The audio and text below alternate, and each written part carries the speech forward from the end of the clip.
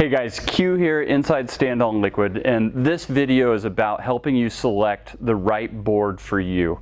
As you scour the internet, you're going to come across a slew of boards ranging in lengths, widths, colors, thicknesses, you name it, it's out there. It can become overwhelming extremely quick. So we want to help you refine your search, figure out what board is going to work right for you, where you paddle, how you paddle, what your aspirations are as a paddler. So every paddleboard is going to come with some standard features. This is going to be the same across the board. You're going to get a handle. That's going to help you pack the board to and from the water.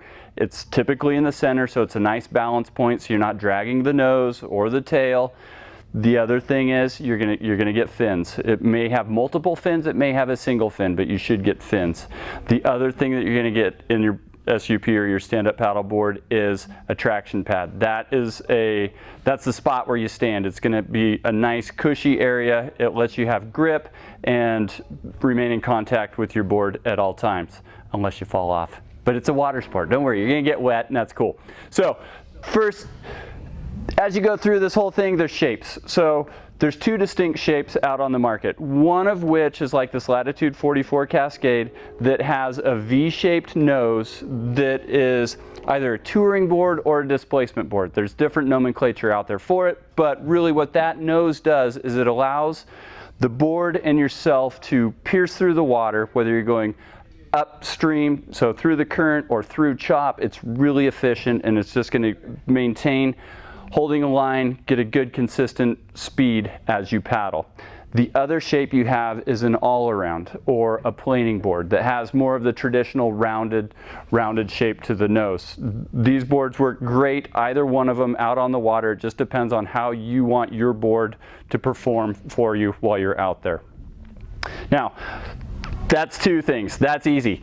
There's length. You're going to see boards that vary from 10.5 feet to 14 feet. So, and they're not just in 6-inch increments. You're going to get 3 and 4 and 6-inch increments, and it's going to be like, oh my gosh, what do I do? So you want to figure out what board length is going to work right for you. If you want a board that's a little bit more nimble and easier to turn, a shorter board is going to enable you to do that.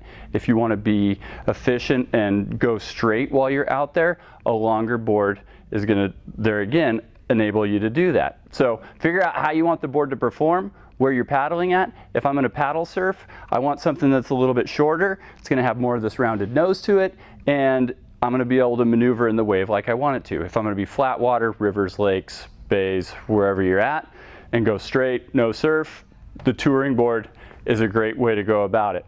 This Paddleboard, the Big Easy, great board for a crossover, super stable, and just a fun all-around board. So that's the length. Width really plays a key role in how stable a board is. You're going to see boards that are anywhere from 26 inches wide to 36, even 42 inches in width. 42-inch wide board, that's going to be a sidewalk. 26-inch wide board, that's more like a slack line. So depending on your skill set, you want to get a board that's going to be right for you. For first board, somewhere in that 30-inch range is a pretty typical width of a board in a touring board. In an all-around, you're probably looking somewhere 31, 32 inches wide. So you're going to have some variances there, but finding that right board for you is what this is all about. The most important feature, I think, aside from length and width, is the volume. What volume is it's a calculation between length, width, and the thickness of a board. You don't want to be on a board that doesn't have enough volume to float you, because if you put a bigger paddler on a stand-up paddleboard with low volume, they're going to sit very low in the water. It's going to become very uneasy out there, and honestly, they're going to end up swimming most likely more than they are paddling.